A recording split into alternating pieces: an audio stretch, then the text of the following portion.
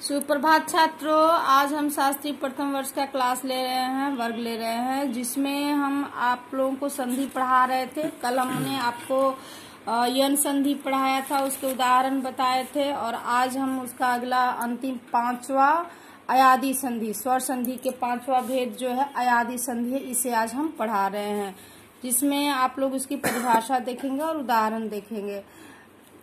अयादी संधि की परिभाषा है, यदि ए, ओ या औ के बाद कोई भिन्न स्वर आए तो ए का ए का आय, ओ का औ और औ का आव हो जाता है।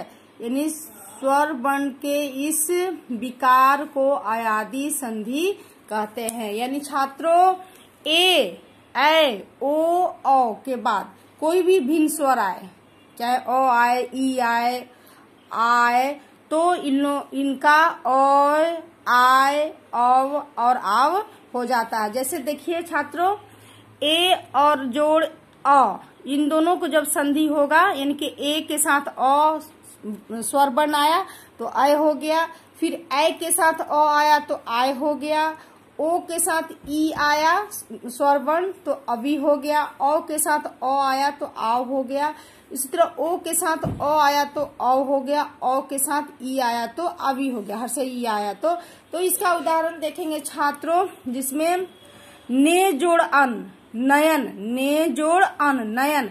तो हम बताए थे ना कि ने में ए की मात्रा है और अ, तो ने और अ में इनका अ हो गया, तो आधा नौ में अ हुआ तो नौ, नयन, तो ये हो जाएगा नयन। इसी तरह चे जोड़ अन चयन, से जोड़ अन शयन।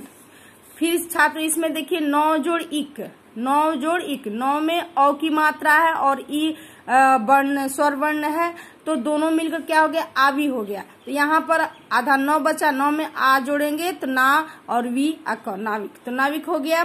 इसी तरह पो जोड़ अन पवन, उसमें भी छात्रों देखिए पो में ओ की मात्रा है और अ, पो और अ मिलकर क्या बन गया, अ बन गया, तो पवन पवन, तो इसमें पवन हो जाएगा।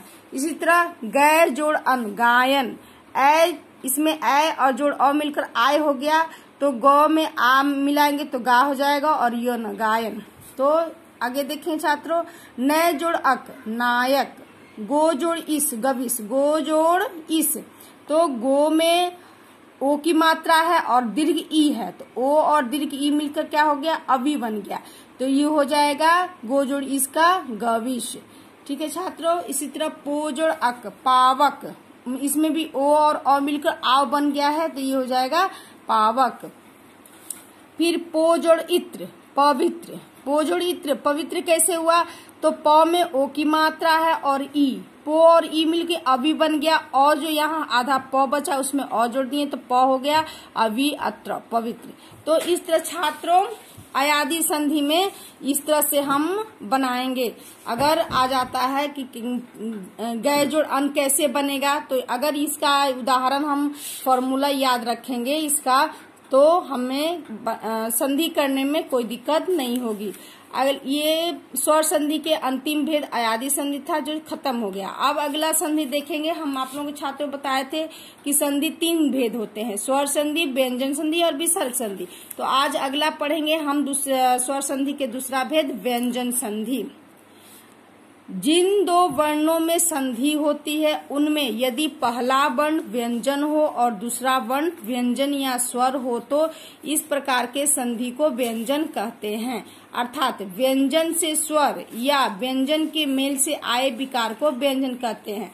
यानी कि व्यंजन संधि है और व्यंजन संधि के साथ स्वर वर्ण जुटे या व्यंजन वर्ण जुड़े तो वो व्यंजन संधि कहलाता है। जैसे जगत जोड़ इस जगदीश, तो छात्रों व्यंजन संधि बनाने का एक नियम, बहुत सारे नियम है, जिसमें हम आज आप लोगों को पहला नियम बताएंगे। जैसे क च ट त प, क वर्ग च वर्ग ट वर्ग त वर्ग प वर्ग के बाद किसी वर्ण का तृतीय या चतुर्थ वर्ण आए तो, अथवा य र ल व य या कोई स्वर्ण वर्ण आए तो क क, च, ट, त, प की जगह अपने ही वर्ग का तीसरा वर्ण हो जाता।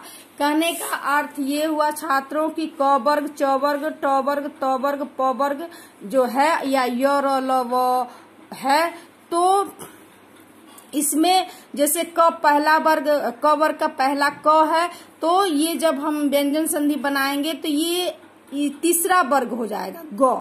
यानी जगत जैसे च है, त का तीसरा हो जाएगा। यानी जैसे हम आप लोगों को उदाहरण बताए ना, जगत जोड़ इस, तो त जो है ये अपने ही वर्ग का तीसरा वर्ण द हो जाएगा। तो इसीलिए जगत जोड़ इस जो होता है जगदीश कहलाता है। ठीक है छात्रों, अगला उदाहरण देखेंगे, दिक जोड़ गज।